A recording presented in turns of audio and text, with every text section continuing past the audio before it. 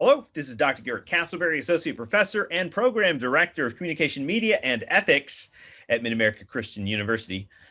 I'm here with a special guest interview for our COM 4603 class, Creating Social Media Presence and Cultural Movements. In this course, we emphasize strategic interviewing and the fruitful labor of networking as core learning objectives in the class. And it's an amazing opportunity to reach outside of some of these traditional boundaries that our students are so accustomed to by connecting with working professionals today. And we're really excited to have a guest join us for the first time ever.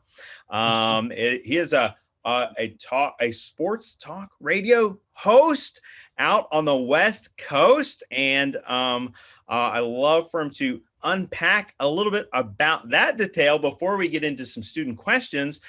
So allow me to introduce our guest this week.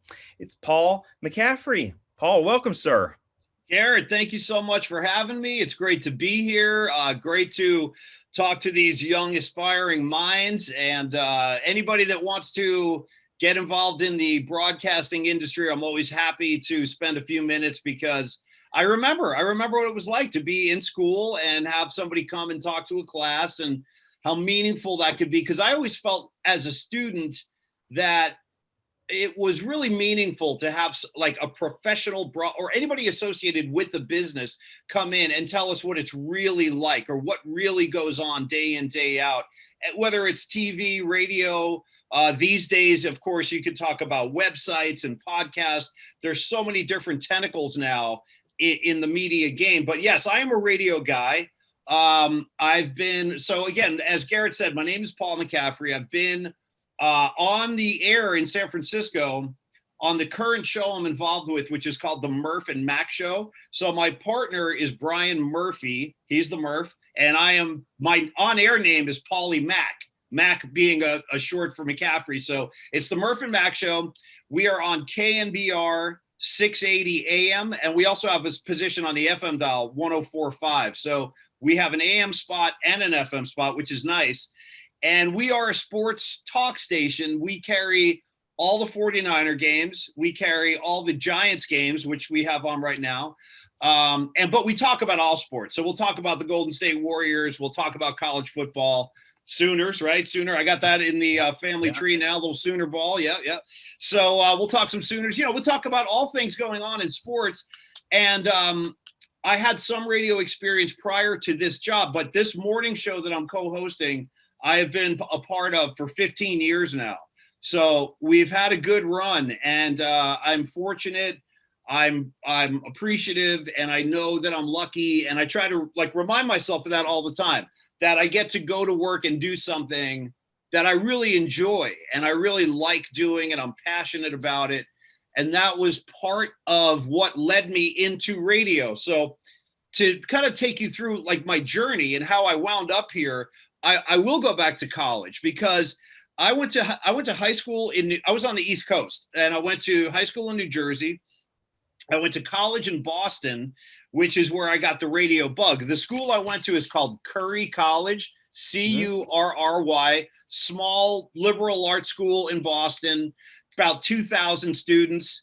And when I went to college as a freshman, I think back and I can remember not really knowing what I wanted to do with my professional life. Like a lot of kids, a lot of people are in that boat. When you're 18, some people have an idea. I really didn't know. So I looked at college like, an opportunity to learn and to figure out where I wanted to apply myself in terms of a career. So what happened for me was choosing courses, your standard maths, your histories, things like that in college. And then I saw that there was an opportunity to take classes with the college radio station. And as soon as I signed up for that, which was my freshman year, I remember how exciting I thought that was. And I went to the first meeting of this class. We had a very good radio program at Curry. So there were a lot of kids involved. Mm-hmm. And I was like blown away, stunned, and thrilled all at the same time when I went to my first radio class. And then I went up to the professor afterwards and said, hey, I'm a freshman, but I would love to be on the air doing anything. I don't care what it is. So immediately he said, okay, well, let's get you some training, and then we'll start you on, like, I think the first show I had in college was like a Tuesday morning from like 6 a.m. to 9 a.m. And it was a jazz music show. So I said, great, I'll take it. And I knew nothing about jazz at the time, absolutely nothing. So, but the point was, it was the door opening a little bit. And I said, and that was my attitude. I'll take whatever you have. Because all the kids wanted to do back at that time, all the kids wanted to do rock shows. Hip hop really hadn't even been born yet. I mean, I graduated college way back in the Stone Age, 1990. So different kinds of music were popular, but I can assure you that jazz was not that popular with the kids. So there were available, So there were available shifts, and a lot of kids did not want to wake up at 6 a.m. on a school day and go work at the radio station. But I did. I said, great, I'll do it. So once I started doing that as a freshman, I figured out pretty quickly, wow, I would love to have a career in this field. And I always told myself, you see a lot of people go to work every day, and sometimes it turns into a grind. And I knew, like, I'm not afraid of hard work, and I never have been, but I always felt like whatever I do, I want to enjoy it, or hopefully I can enjoy it or feel passionate about it. So I wound up working for my college radio station for 4 years. By the time I graduated, I had a couple of shows I ran by myself. I became the director of research and development when I was a junior in college, and I did that my senior year too. I got a degree in communications. It was a Bachelor of Arts with a communications degree, and I had an English minor. I took a lot of English classes, which I think is always a good idea for any broadcaster, because it just teaches you, kind of the do's and don'ts of speaking. I took a lot of public speaking classes too, how to handle yourself in front of a crowd, how to keep people engaged, how not to be boring, you know what I mean? Things like that, because we've all been to public speaking engagements where the speaker's not that dynamic, and then you can just feel the room is kind of tuning out. So I learned how to hopefully maintain some sense of connection with an audience, and how to, command their attention and things like that. So when I graduated college in 1990, there was a recession going on. So a lot of kids like myself, when we graduated, we couldn't get jobs. Like, we couldn't get jobs in our field. And it wasn't just radio. I mean, it was across the board. It was bad. It was a hard time.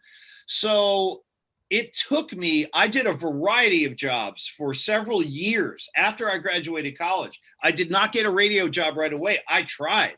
I sent out resumes and letters, I mean, probably to 35 of the 50 states. That's not an exaggeration. And I did not get one offer, not one. And that's typical of young kids who are just getting out of school and they have a diploma. It's hard to get a job at that point, unless you know somebody or you've got some kind of connection. So I wound up doing things like this. I was waiting tables. I worked for I was working at an advertising agency. I did all kinds of things.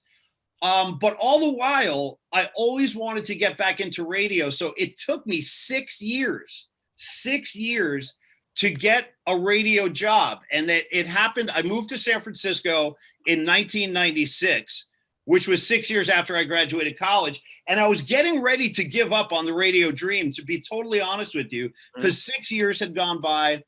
I was working for an advertising agency as a copywriter. I was writing print ads. And all of a sudden, I found out about a job opportunity at KNBR, where I work now. Turns out they were looking for a copywriter to help write their commercials and some of their on-air imaging and promotional stuff.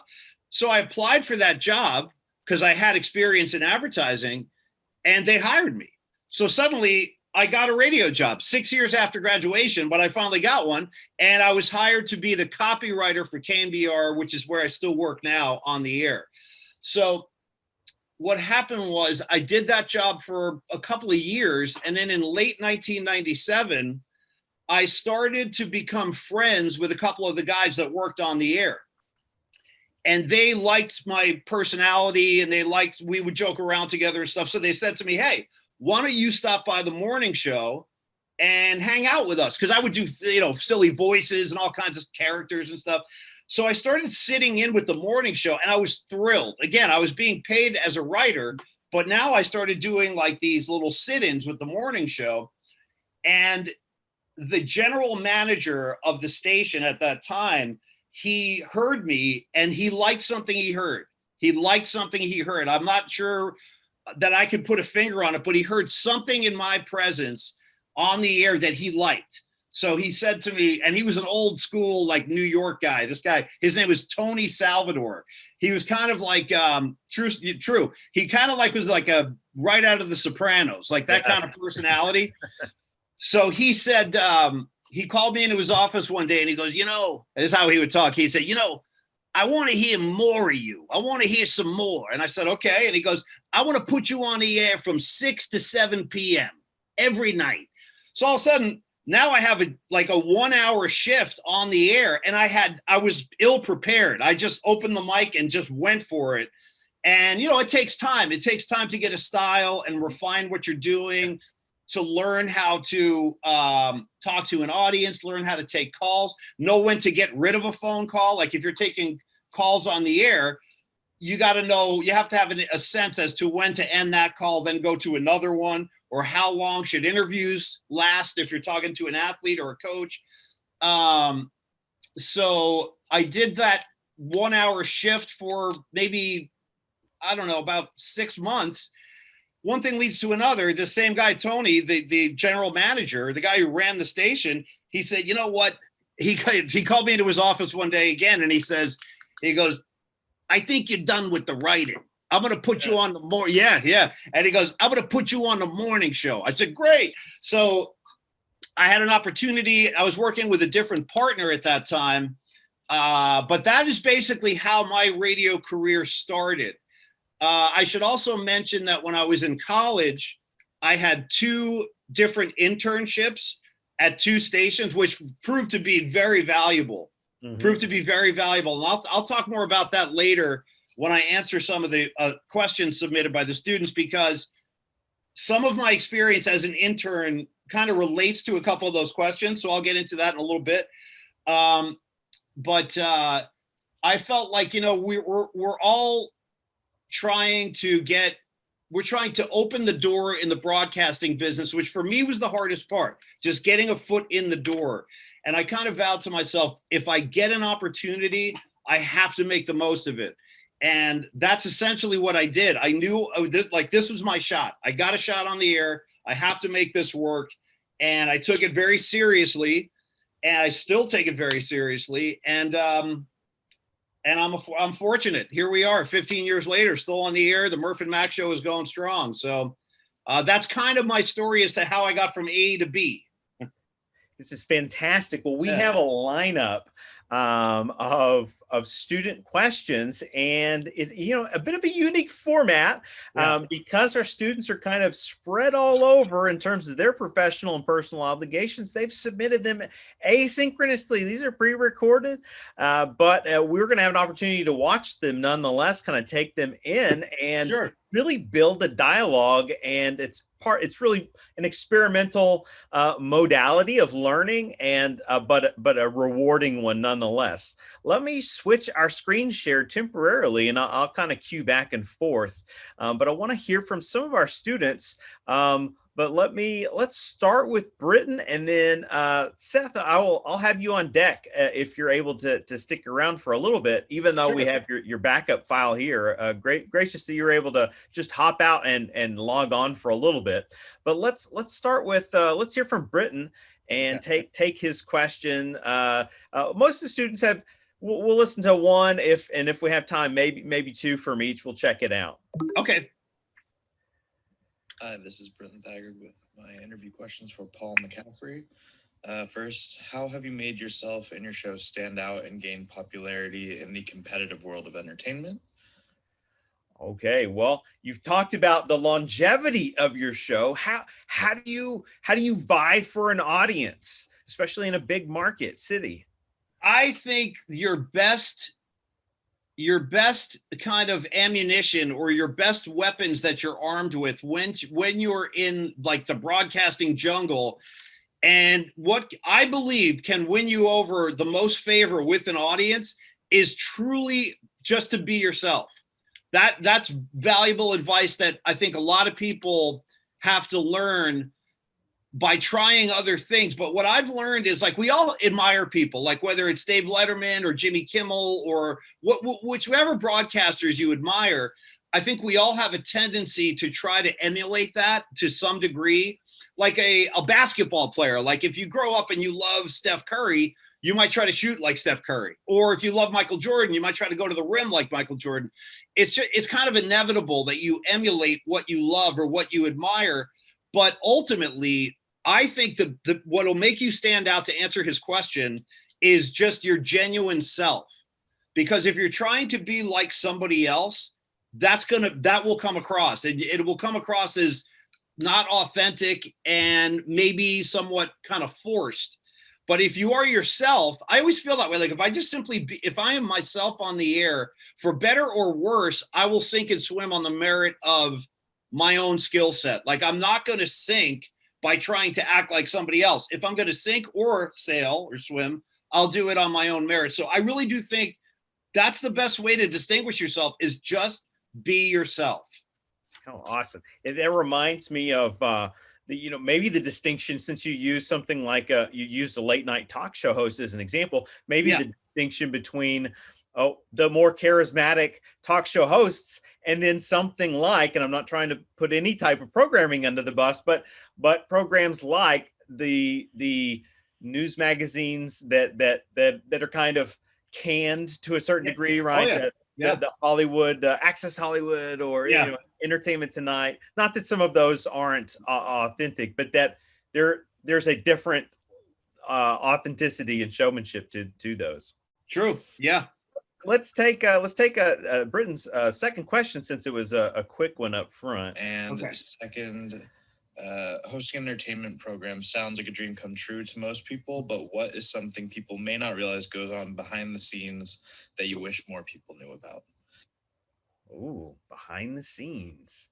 Well, there's so much going on behind the scenes. For example, I can tell you this. So on my show, I have a co-host and I have two producers that work with us in a different studio. It's a production studio. We're separated we're in one room, the broadcast room, and then my producers are on the other side of a glass wall, basically. So that in there, they take the phone calls from our listeners. They will call athletes or coaches or guests we might have on. Like they'll make the call and get the coach or player ready to talk to us on the air. Sometimes they'll talk to us in our headphones while we're on the air, and the audience has no idea that's going on. Like, for example, like my producer could come on while I'm talking on the air and say, "Hey, Paulie, we got to get out of this segment in 20 seconds. We got to wrap this up, or we got to go to commercial, or ask him this," So I think people might be surprised how much communication goes on while a live show is being broadcast that they can't. With radio, they can't see it, so they don't know what's happening. But I can guarantee you there's a lot of discussion in the headphones. There's a lot of kind of running between studios. Like our producers will run in with stories that they've printed out. Or they might say, "Hey, take a look at this." They'll run in some stats or some, box scores or something like that. So I would just say it's what goes on that people don't know about in radio. And my job is a lot of that hectic running around communication behind the scenes that the audience never really sees or hears. What it feels like you're describing is what we often consider multitasking. Oh yeah. However, there are what do you call it? Contradictory reports that we see in the news where they say that multitasking is perhaps not as efficient in certain settings as focusing on single tasks at a time.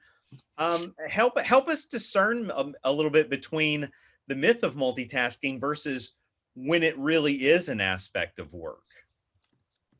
I'm not sure I understand. You mean how does multitasking separate? So could you say that again, Garrett? Well, sure. What strikes me though is radio might be one of the unique settings, or entertainment at large, where you truly are multitasking and you have to code switch, as opposed to in day labor, when maybe having too many tabs open or trying to kind of text in the middle of a meeting can set you back. Yeah, that's true. I mean, there does have to be an element of flexibility in terms of how much can be coming at you at any given moment. Now, it's not always totally hectic. A lot of times it's very controlled and very, like, we know what we want to do in each segment, because I will talk to my co-host. If we're in a commercial break, I'll say, hey, what do you want to talk about in this next segment? Or he'll say that to me, or we'll say, hey, we have Jimmy Garoppolo coming on from the 49ers. What do you want to ask him? So we generally have a little bit of a roadmap as to where we want it to go. But to your point, things could happen during the interview that we weren't expecting, and then we've just kind of got to go with it. So yeah, flexibility is important, because you will be unable to control everything, even if you'd want to. You just know that you can't always control it. It's almost like being in the ocean. Like, there's going to be waves, it's going to drop and swell, and you just have to kind of hang on to the raft, you know? Mm-hmm. Well, speaking of control, we have opportunity to connect with Seth live right here. Seth, thanks for being able to kind of take some time out of the work day and pop in. Would you want to be able to toss out a question or two rather than us review your video? Does that sound good for you? Yeah, most definitely. I didn't want to miss this opportunity to be on here live. Yeah, I'm down. All right. Yeah. Well, which direction do you want to take it first? I know you submitted a couple, but well, I have to redo one of my questions because I didn't realize that Paul actually grew up on the East Coast. So I want to ask about his favorite teams growing up, and then we'll talk a little bit about the West Coast. Yeah. So no, but my first question, Paul, it's great to be on here because, like, your business is a reason why I picked communications as a degree. I'm trying to pursue, maybe a career in sports media. I've actually done a radio internship for high school basketball. So great. No, it's great. But my first question, sports as a business continues to evolve. Can you tell us a little bit about the relationship between sports, the business, and sports coverage as an industry as a whole? Yeah. Well, Seth, first off, good to see you. Thanks for jumping on with us. And I'm glad you got that internship. That's great. That's going to definitely serve you well later down the road. Did we lose him, Garrett? I think it's a video feed. Oh, there you are. Okay. All good. Yeah. So the industry, so basically, see, I think for somebody like you, Seth, I would look at this time, 2021 and the upcoming years, I really mean this. The way I look at this whole landscape right now, I see nothing but opportunities. I really mean that. And like, if you heard me say, when I graduated college, there were very few opportunities. The economy was in a bad place. Not a lot of businesses were hiring. And the industry I'm in now, sports media, was a much smaller game back then. I mean, ESPN at that time when I graduated, like, for example, they didn't even have pro sport. They didn't carry pro basketball. They didn't carry pro football. They did a lot of highlights and stuff. But my point is, the industry has exploded over the past 20 years. So when it comes to my kind of goals as a young man wanting to get into radio, like, I really, with a laser focus, went after that. But now, if I was graduating college now, I would arm myself with as much I would put as many different irons in the fire as I can. For example, I'm thrilled to hear you're passionate about radio. Stick with that. Keep doing it. But now there are also opportunities. I mean, just off the top of my head, for podcasts, websites, traditional radio, traditional TV, cable TV. There are so many different outlets now that are essentially all giving you the same information. It becomes a question of, well, what's my preference in terms of the personalities giving me the information? Like, you might like ESPN, or you might like Bleacher Report, which is a website, or you might like what's the other one? There's so many popular web sports. Fox Sports has their own radio network. CBS Sports has their own radio network. So the question you asked me about the industry is, the industry has exploded. There are so many different avenues you could go down now. And Seth, I just want to look over my notes, because I wrote a couple of things down when I watched your initial question.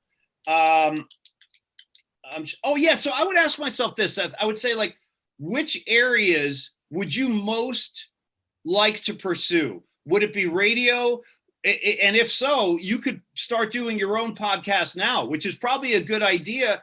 Even if no one's listening, don't worry about that. Don't even worry about that. The idea is it's like going to baseball practice when you got to just field ground balls, or basketball, you're just shooting free throws all day.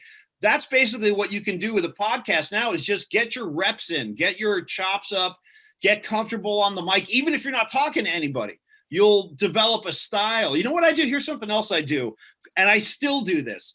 Sometimes if I want to practice talking about something, or I have an idea I want to practice, I do it when I'm driving around.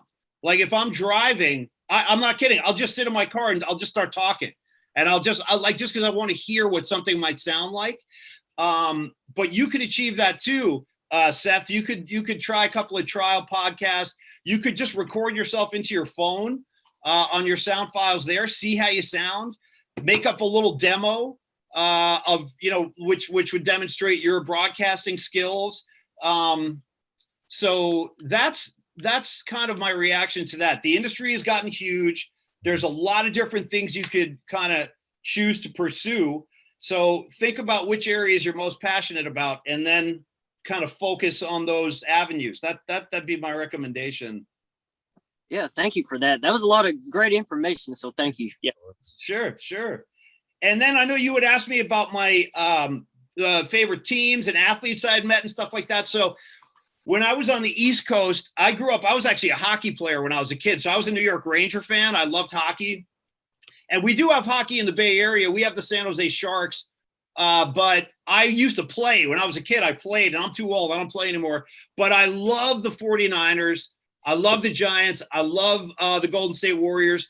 I wind up rooting for the teams that we carry on the station, because you get to know these guys, you get to talk to these guys, and you realize, they're people just like us. And a lot of them are very nice guys. So then you start rooting for them, like, as friends too. Like, but the biggest thrills I ever got, you asked me, I believe in the video, you said were some of the more memorable things I've gotten to do.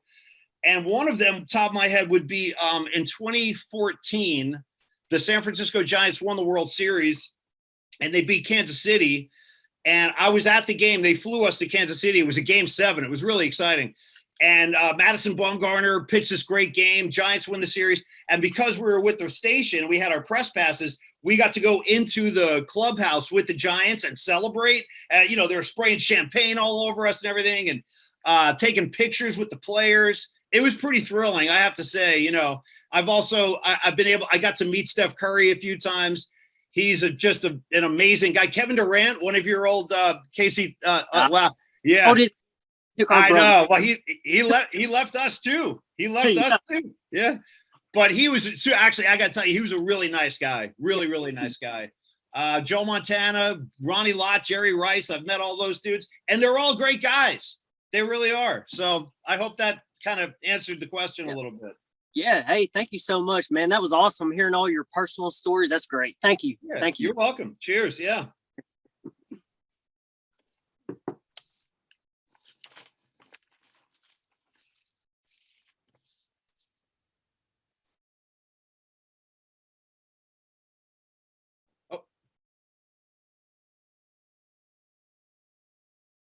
How did you establish your identity behind the microphone? Sorry about that. I realized I accidentally muted myself earlier, but it was a smooth transition to Erin. But I'll be sure to cue her back up here just so that we don't miss anything from her question. Sure. My name is Erin Watson. I am a business management and ethics major, and these are my 2 discussion questions for you. How did you establish your identity behind the microphone? KNBR describes you as having an energetic sense of humor that keeps the pace moving every morning. Has comedic always been the persona that you were trying to portray? My second question is, could you discuss your academic credentials? Is your degree in broadcasting, journalism, or communications? And in terms of radio, is having a specific degree more beneficial than the other ones that I listed? Thank you. I look forward to discussing these further. So Erin had some good questions there, Garrett. So she, so how did I develop my on-air personality? Kind of goes back to what I was saying earlier, which is, again, I can't stress this enough because I really do believe this is good advice, not only for myself, but for anybody. I developed my personality by just trying to be myself.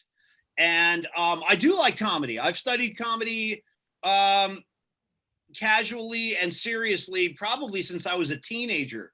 I've always enjoyed stand-up comedy. Like when I was a teenager, I remember Eddie Murphy was huge, and we used to watch his stand-up comedy. I like Dave Chappelle now, but I do think, it's interesting that if you watch stand-up comedians and the way they work and the way they like the timing of the things they say and the jokes they tell, it's all very practiced and it's all very rehearsed. And I do see similarities between how a stand-up comic works and how a radio performer works, because you're really out there with nothing but a microphone and you're armed with your own senses, like your sense of humor, your observations. And always remember this, when you want to say something on the radio, like if I wanted to talk about last night's Giants game, I could talk about what jumped out at me because it was specific to me, and it might not be what my host might say because he's got his own view of things.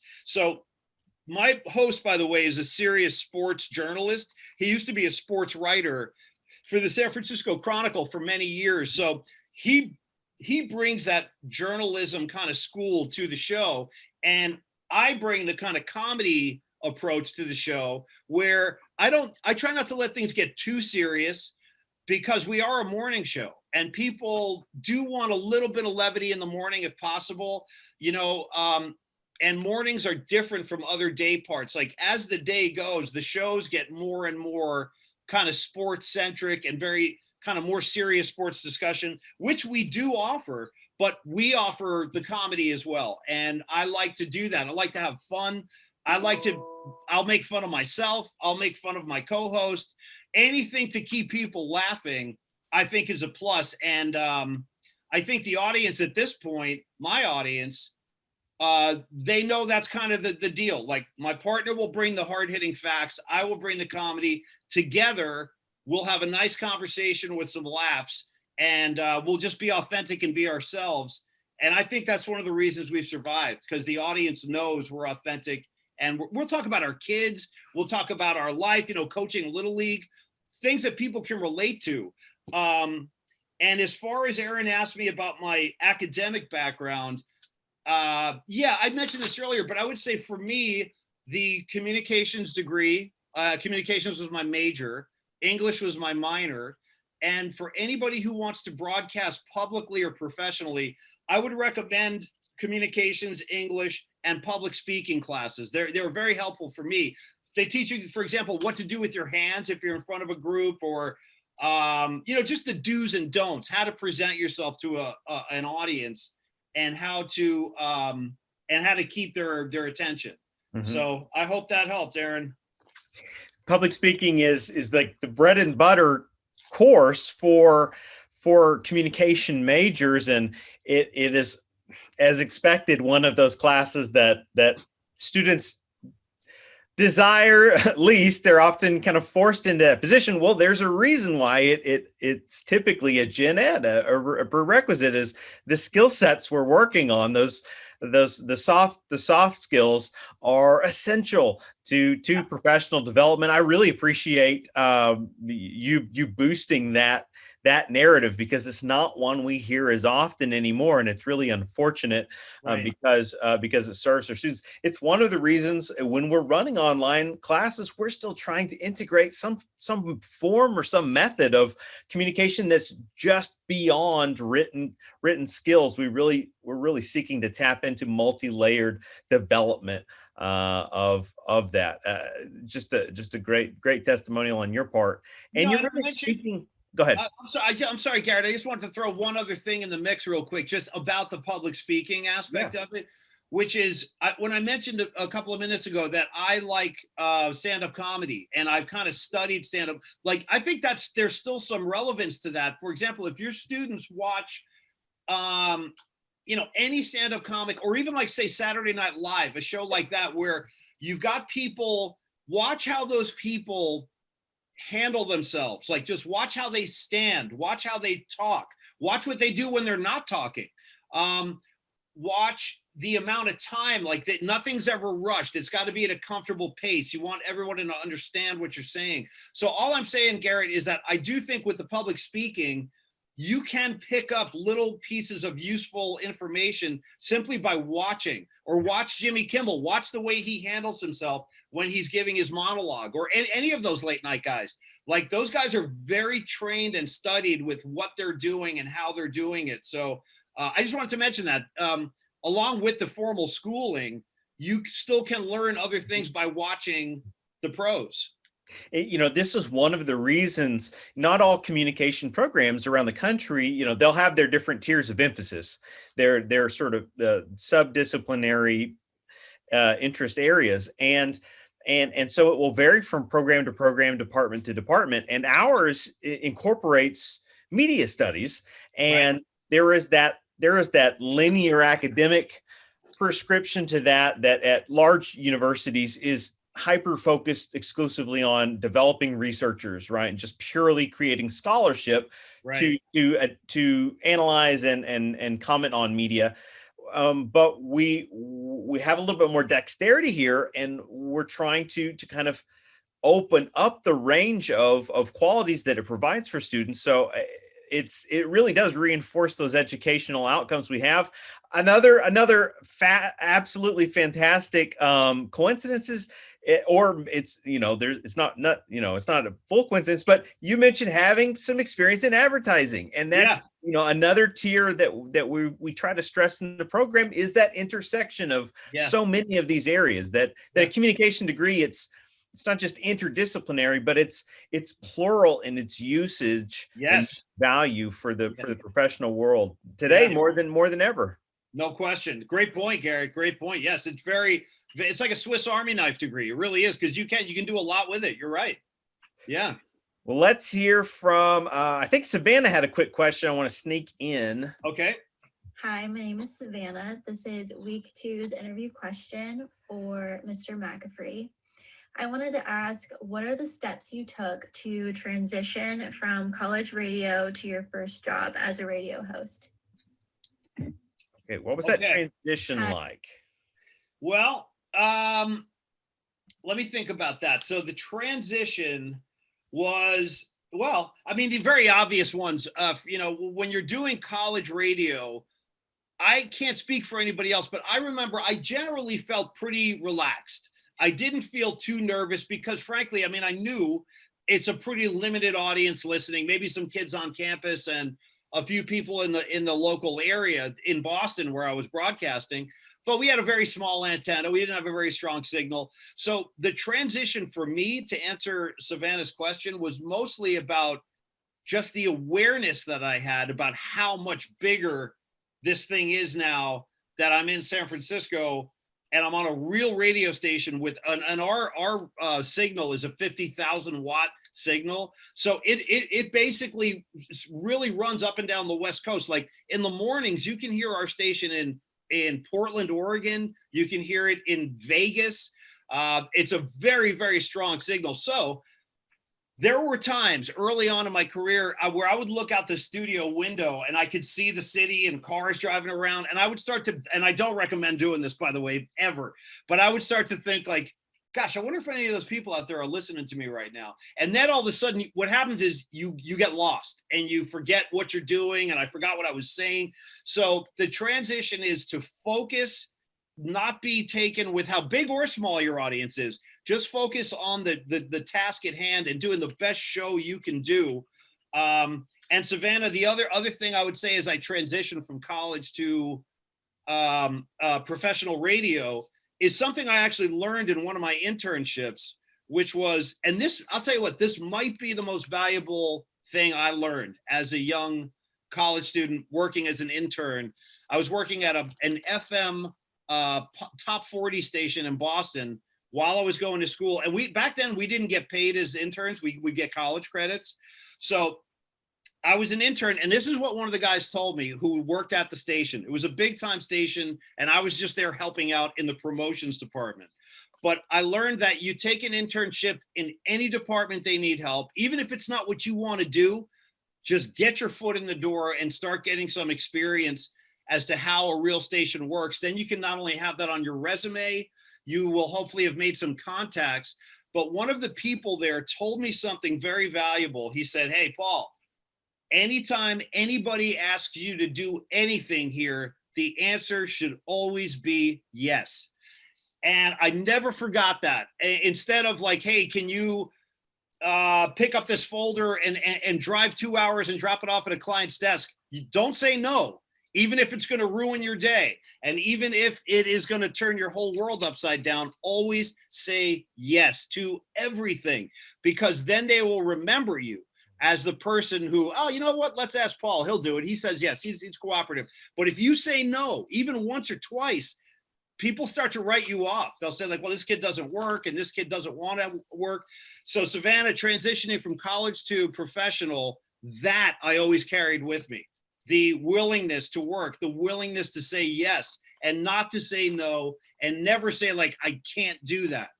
Always say, "I can do that," or "I'll try to do that," or let me take a look at this." Always be agreeable. So hopefully that's of some use. Savannah is a great question writer, and she was quite modest in her single question submission this week in video form. I want to read another one. I've got her questions pulled up right here. Sure.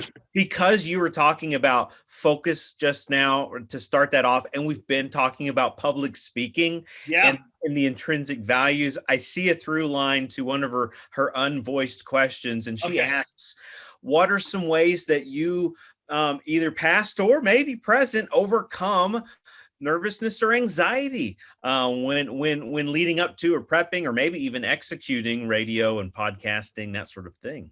Well, great question. Great question. And I would say, again, it's probably different for every person, but for me, what to alleviate nervousness and anxiety, for me, I have found it is always be as prepared as you can possibly be.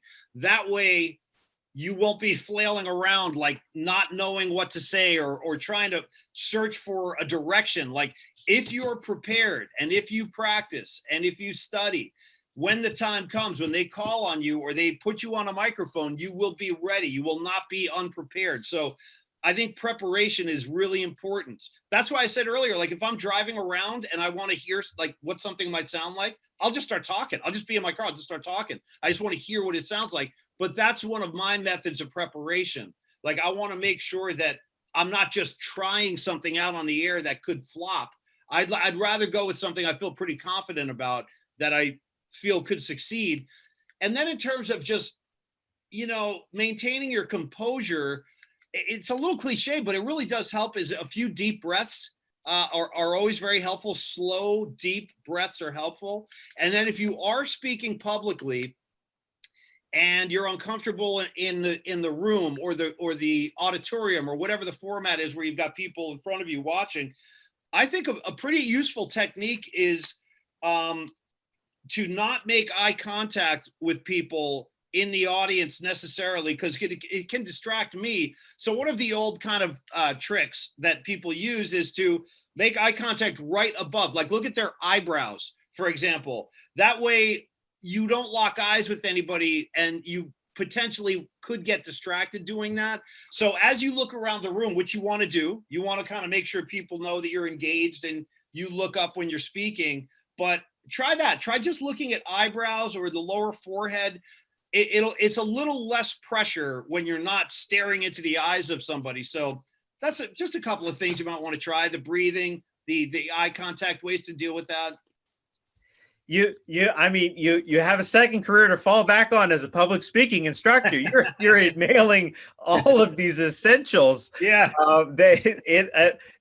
It's a fantastic to hear it outside of that context, right? Which is why we're moving in that direction in this right. class. We're trying to reach outside of the boundaries that students become numb to receiving information from. Well, here, speaking of our student body, Megan, I've got her on deck here with a couple of questions. So for okay. 2 guests, I have 3 questions that I wanted to ask. The first one is, since the pandemic hit and people have stopped traveling to work as much, how have you seen an impact on your audience? All right. So talk a little bit about this pandemic we're coming out of and how that may have impacted the program. That's a great question too. These really are good questions. I compliment you guys. Well done. And you guys really have some interesting kind of questions and observations. So Megan, the pandemic. So, okay, I should let everybody know I was working from home for the past about 13, 14 months from the time the pandemic really started in March of 2020. It's kind of when it really got serious out here in the Bay Area. So what they did was they essentially shut the office down. But since we are a radio station, we got to keep broadcasting. So what they did was they have these portable, it's essentially like a portable ISDN line. It's called a Comrex box, and it's no bigger than about a laptop. So what happens is the engineers from my station came to my house and they set me up with a Comrex, which runs through the internet wiring. So every morning I would sit in my house. My co-host was in his house. The only people physically at the radio station were our producers because they had to be there. So they would run the board and hit the commercials and things like that. But the show for over a year, we were all broadcasting blind. Like we weren't on Zoom. We were just sitting in our living rooms talking to each other, and mercifully it worked. We just went back to work. I've had the vaccine, like they're requiring vaccines to get back in. So I had the vaccine. We just started broadcasting back in the studio last week. So I've only been back at work today was my 7th show since returning. So I'm very glad to be back. It's hard doing radio when you can't see anybody and you're all separated. But Megan, that was a big thing for me. I mean, it affected me and all the shows where we were no longer allowed to go into work, and you had to figure out how to do a show in a totally new way. But as you asked about the audience, I was worried about that. I was really worried how that was going to affect our show because we are morning drive and our audience historically would be on the road, driving to work or dropping their kids off. And those are the people we hear from that call, that text us, that hit us on Twitter. You know, we know they're morning commuters. So most of the Bay Area was in the same boat on the lockdown. So nobody was really on the roads at all, but we maintained our audience. We had a ratings book. We did really well. So I feel very fortunate, and I really attribute that to 15 years on the air and building an audience that knows us and trusts us. So it would have been hard to start a show during the pandemic, I can tell you that. But since we had so many years under our belt, people kind of came to us and we all kind of like acted like a big family. Like we really did. We all kind of commiserated, all the parents. We were all in the same boat, whether you're radio or in sales or an architect, what have you. Most people were working from home and stuck. So our audience kind of came to us just on the radio and they stuck with us. But yes, it was challenging to answer Megan's question. It was challenging. If I'm not mistaken, Megan's other question has to do with transitions over time. So let's see if we can jump back in with her. And then I think we'll hear from Marcia after that. Oops, if I lost the feed. Well, No sweat, no problem. all right, let me jump over to Marcia. Wow, I think we can hear from her. Hi, Mr. McCaffrey. The question I would like to ask is there such a thing as having a radio voice? And if so, is this something that can be taught? Thank you. All right, so is there debunk the myths of radio voice for us? I love that question, Marcia. I do. I really do. I love that question. So, no, there's really no one universal radio voice. Hey, let's be honest. Some people do have better voices than others. Like, I'll tell you the truth. I don't think my voice is that great. I really don't. Like, I don't think I have any kind of great radio voice.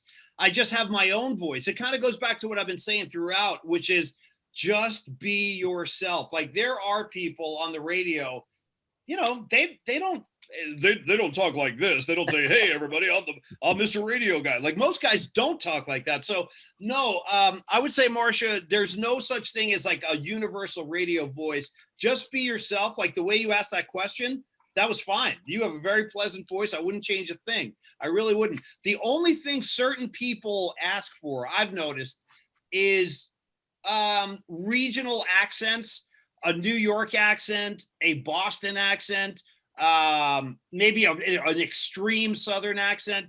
Those kinds of things might not be, they might not be a deal breaker, but at the same time, they might not be what a station is looking for. Like, I think generally they try to get you to leave the heavy elements of any given accent on the side, if you can go forward without it.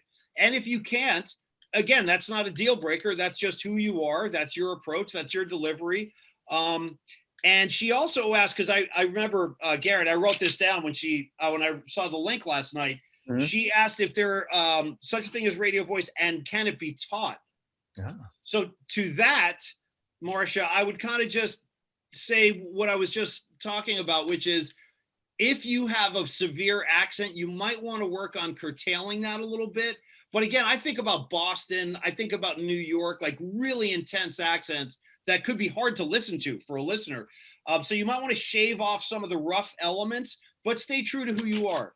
And your voice is the right voice for you. I really believe that. I do.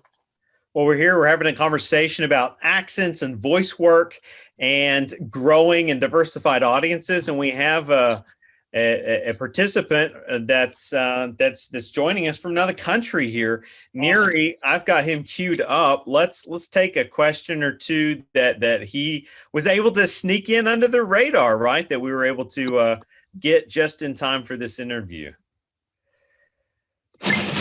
Good day. My name is Neri Kweku Oshijafo, and I'm a senior at Mac University, and these are my questions. My first question is, how do you balance between being a sport radio and a talk radio? And my second question is there any pressure being one of the largest radio stations in the country? More good questions. Let me say, first of all, hello, Neri, and hello, it's North Africa, I believe, right? So hello, Neri, and hello, South Africa. Is it Neri or Neri, Garret? Neri. Okay. The shorthand. Yeah. So just wanted to say hello, first of all. And second of all, the difference between sports radio and talk radio, well, they kind of meet, they intersect, the two things. I mean, I think most people, when they think about talk radio, I think most people think about news talk radio. There are different formats, obviously, to talk. There's political talk on either end of the dial. If you want to go conservative, you want to go liberal, you can find that. In my thing, sports talk, we basically have a built-in focus, Neri, because we carry professional baseball with the Giants and we carry professional football with the 49ers. So we know we kind of have an engine. Like, we know when we come in, the audience wants to hear us talk about the Giants game last night, or they want to hear us talk about the 49er game coming up this weekend. So a lot of our topics are kind of built into the format. Like, sports fans come to us because they want to hear sports talk.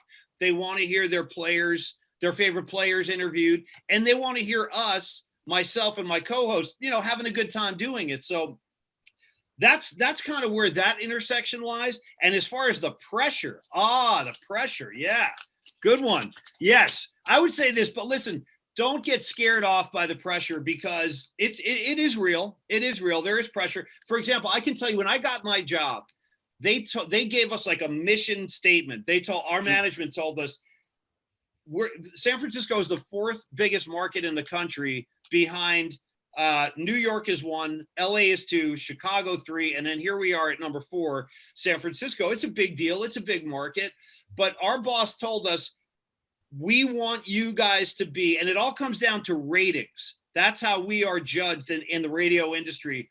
There is a ratings book that comes out 4 times a year, and it tells you who's listening, how many people are listening, and how long they're listening for. So we were told, if you guys can stay in the top 5, we're happy. Management is happy. The station is happy. We're not going to mess with you guys. Now, again, mercifully, thankfully, we have been able to achieve that. And we have been able to keep our footing there, because we have built an audience, as I was saying, for 15 years. So people know us, they trust us, they can rely on us. And we have been able to keep that top 5 presence. But Neri, you're right. There are pressures there. I mean, if we slip down all of a sudden to say like 8th, if we were 8th or 9th in the top 10, that would be a problem. And I would become very nervous about that. But at that point, if that were to happen, I would put it on my back and I would say, all right, well, let's make the show better. What do we have to do to make this show better? Do we need better guests? Do we need funnier jokes? Do we need more calls? Whatever it might be, I would focus all my energy on that. But the pressure, you'll find pressure in any job. I'm sure the guy who, the garbage guys that come and clean up the bins, I'm sure they have pressure. Everybody's got pressure, but never let that stand in your way. It's just about managing the pressure. And again, I kind of look at, I always feel like, hey, look, if I do the best I can, if I throw myself into this with all my energy, all of my willingness and effort, and I fail, I'm not going to beat myself up, because I know I will have done everything I possibly could have to succeed. So regarding that pressure, just do your best, work as hard as you can, stay true to it, and hopefully good things will happen. Awesome. Very good. Very good. We have Tyler set up, ready to go with a question. Well, okay. If I can locate where that tab is, I think it's hiding under my share bar. Okay, here we go. All right, here's Tyler, and let's hear what he has to ask. Okay. Well, hey, thank you, Mr. McCaffrey, for joining us and joining our class. My name is Tyler Meigel. I'm currently in my 4th year of pursuing getting my bachelor degree from Mid-America University. And so I'm really excited and thrilled to have you joining our class and to be answering some of our questions. And so I have 2 questions that I want to ask you and really hear your feedback on. And really the first question that I have for you is, I want you to tell us a time when you've had to use social media to communicate with your audience besides radio. And so when's the time you've had to use a different type of media, a different type of networking to communicate with your audience besides the daily and weekly videos, or not videos, the daily, weekly radio stations that you do? And then all right. So the world's changing, right? Yeah. No, that's another good question, Tyler. Social media has become a pretty big part of the landscape in broadcasting. And it was a good question as to when do we use other platforms other than radio? There's so many examples of that. I'll give you a few. What we do is, since we have press passes to all of the games, like we have press pass, not right now because of the pandemic, but when everything is normal, we'll have a baseball press pass, a football press pass. So we can go to these games, we can talk to the players. And what we do a lot of the times is we take a selfie with Steph Curry or somebody, we'll then put that right out on Twitter immediately. For us, Tyler, it's a way to share experiences that the listeners might not have access to, and most people probably wouldn't have access to. Or if we're at a baseball game, and say we go to a Giants game, and before the game, we want to go down into the clubhouse and talk to a couple of the players, we might take a couple of pictures there, or say, hey, I just talked to Buster Posey before the first pitch and he feels great. His injury is better. We'll share that with the audience. That's really a primary source for us. Or even during the show, sometimes we can send tweets out that say, hey, join us in 30 minutes because Jim Harbaugh is going to be on, or join us in 30 minutes because, Michael Jordan's going to be on. So we will alert our audiences to guests and other kind of activities happening on the show through Twitter. I also have a podcast that I do through the station. So that's another way that I communicate with my audience. And I do that once a week. That's very fun. It's very loose. We have a good time with that. It's a lot different from the actual show I do. Excuse me. So those would be my two primary sources, using the Twitter platform to communicate with our audience about different things and sharing experiences with them. And then the podcast is another way you can communicate with your people or your audience. Hold on, I can't. Let me jump in with a follow-up question to Tyler's, and then I'll throw back to him again. But okay. when you mention dropping in something like a weekly podcast where you're getting to kind of experiment more, and you're really just kind of carrying content across a new, it's a new medium. It's a mass medium exchange. But does that eventually absorb into what you consider kind of the total labor equation, or are we kind of re-entering this phase where things like social media or time spent, investing in the podcast are these kinds of additional labor duties? How do you balance the increasing requirements? Well, I'll be honest with you, I am not nearly as busy or active on those platforms as my co-host. Yeah. I mean, being in the Bay Area, we're kind of in ground zero of all of that technology. Right. So a lot of people I work with, I'm not kidding, they are constantly sending out tweets and on Instagram. And so I'm not really like that. I'm pretty low key, but my partner on the air, Brian Murphy, he covers it for everybody on our show because he sends out tweets constantly. And we found today, here's an example of something that happened today on our show where Twitter kind of gave us content, which was this. There was a story in the NBA last night where there's a guy on the Washington Wizards who is competing with Steph Curry right now for the scoring title. So this guy in Washington, D.C. named Bradley Beal is kind of in this race with Steph Curry. So one of Steph Curry's teammates last night after the game tweeted something out about Bradley Beal. Then Bradley Beal responded with a tweet. Now these guys are like sparring at each other about the scoring title and stuff. So we took that whole debate that they had last night. We read it on the air, and then we like joked around about it and turned it into like 10 minutes of radio. So a lot of times Twitter will give you a story that you can expand upon. Or, if you were just kind of looking through the newspaper, you could open up the microphone and say, hey, look at this. Here's a funny story. Michael Jordan tweeted this out today. I got to share this with you guys. So you could take somebody else's tweet, turn it into content for your show. But again, like I am not the most active Twitter user, and that's by choice. I choose to do that. I like to stay low key. And I would always say this too, just as a word of caution, that you got to be really careful with what you put on social media. Really, really careful. Something you might think is insignificant now, like in a moment of comedy with a friend, you might say something off color. Those things can come back and haunt you down the road. So I recommend everybody really be careful when you're on social media about what you're saying, about pictures you're posting. Don't do anything that could wind up hurting you.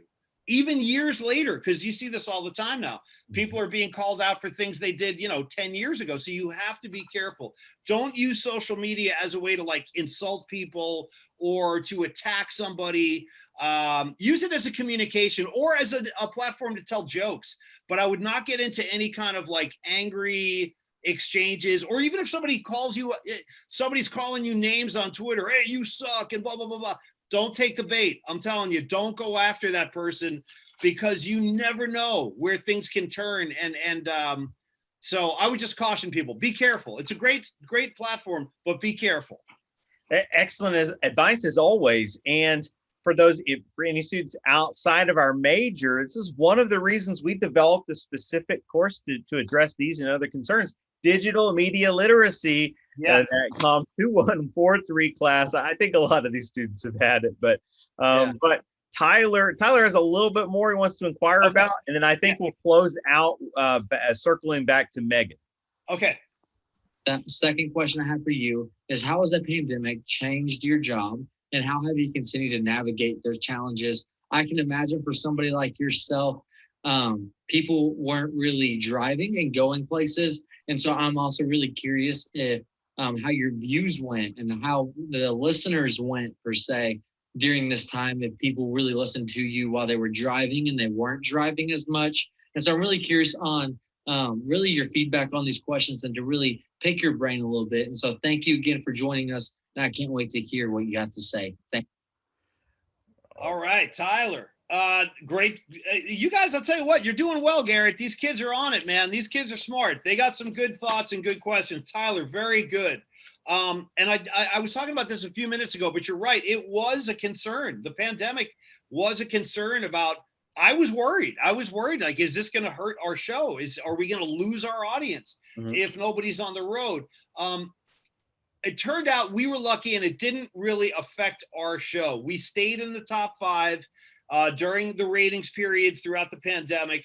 But again, as I've been saying, I really attribute that to the fact that we've built an audience over 15 years. So our people stayed with us, like our audience stayed with us. I would have liked to have tried to build an audience during the pandemic. That could be a real difficult challenge. But outside of that, outside of my own like internal concerns, it didn't really change anything.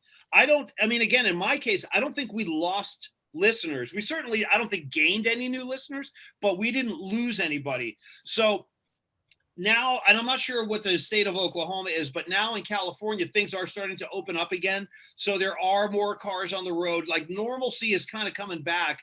And like I said, I've been going back to work now. This is my second week back in studio after being home for a year. I'm just trying to think if there's any other ways, Tyler, that it changed what we do. Not really, other than like the individual effect it had on myself broadcasting from home, where I had no eye contact with because a lot of times there's a rhythm and you have to look at people and know, like, all right, he's going to talk now, so I won't talk, or I'm going to talk, so he won't talk. Like, all of those things we were kind of flying blind, but we figured it out and we got through it. It didn't change the content of our show. It didn't change. Here's one thing it changed. We were unable to take calls. We were unable to take calls from our listeners. That kind of was unfortunate because we like to involve people calling in. You can get some pretty funny calls sometimes from just listeners, but we couldn't do that because we just weren't equipped to do it, not in the studio. But other than those things I mentioned, we were able to keep it pretty steady. Yeah. Well, excellent. Speaking of these themes, not only this present situation, but maybe the state of progress. I believe Megan's got a closeout question that's going to work for us. If I can cue her up at the right second here, I think we're almost there. Smaller audience. And then how has the radio changed in the past 20 years in regards to the topics that you speak about, as well as your target audience? And then how do you determine what ads or promotions best fit your show and your audience?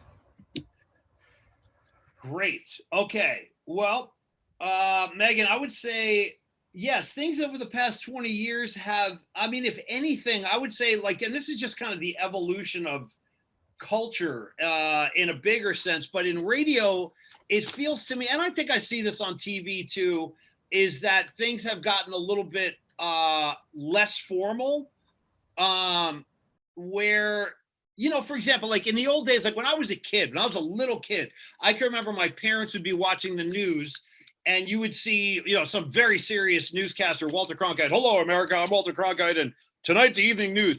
Very serious, and that's how kind of the information was given to you. Over time, like I've noticed, things have kind of gotten a little bit more casual. You even see it in the NBA. Like coaches don't wear blazers anymore; they wear like sweatsuits and stuff. So there's an overall kind of casual increase. I feel like just in the way the news and entertainment is given to us and the audience. In terms of the content and what I'm saying and how that's changed, I would say, Megan, that you're always going to be best served speaking about, and you hear this with writers too, people that grow up and they want to be a writer or a journalist. They always say, when you say, hey, what should I write about? I always hear the answer is write about what you know. So if you're a weightlifter, write about lifting weights. If you're a race car driver, write about fixing cars and what it's like to drive. And for Megan or myself or anybody who wants to go on the radio, like talk about what you know. Talk about your areas of expertise. Now again, like with my show, it's sports driven. So I'm a sports fan. I'm lucky. Like I'm passionate about baseball, football, basketball, hockey. So I can talk about that stuff with energy and interest because I'm interested in those things. And I think that you always will come off as genuine and authentic if that's really who you are. That's why I always want to stress that point. You will always be best served when you're being yourself and talking about things that are important to you in either direction. You might be opposed to something. You might say, I don't know, Aaron Rodgers of the Packers. I can't stand that guy. He throws 3 interceptions every NFC championship. I don't ever want to see him again. But that's your specific, you know what I mean? But that's your specific opinion that will make you stand out from the pack because you're not going along and just trying to say what everyone else is saying. Say what you really believe. Say what you really feel. And people will notice that. Being genuine really translates with an audience. I have found that out over time. And I'm just trying to think if there's any other ways things have changed. I do think that the formal nature of broadcasting in general has kind of come down a little bit, where it's a little more casual, a little more conversational. You can, like, for example, here's an example. The head coach of the San Francisco 49ers is Kyle Shanahan. He's a younger guy in his 40s. And we've had conversations with him on the radio where he starts talking about stuff like who he's listening to on Spotify. He'll say, like, we were laughing last year, he was saying, yeah, I like to listen to Bob Marley and reggae. And we were laughing. We're like, that's awesome. You like Bob Marley. But 20 years ago, I doubt that an NFL coach would have been talking about Bob Marley on the radio. But that's kind of the way things have changed. Like, we're able to be a little bit more relaxed now. And I like that. I think it's good because you can really kind of showcase your real personality. So hopefully that helps, Megan. Well, I feel like we've definitely gotten to gain insight into your real personality today, Paul. Thank you so much for investing some time, talk to our students, really opportunity to pay it forward in a way that it sounds like you were impacted as well in your collegiate experience.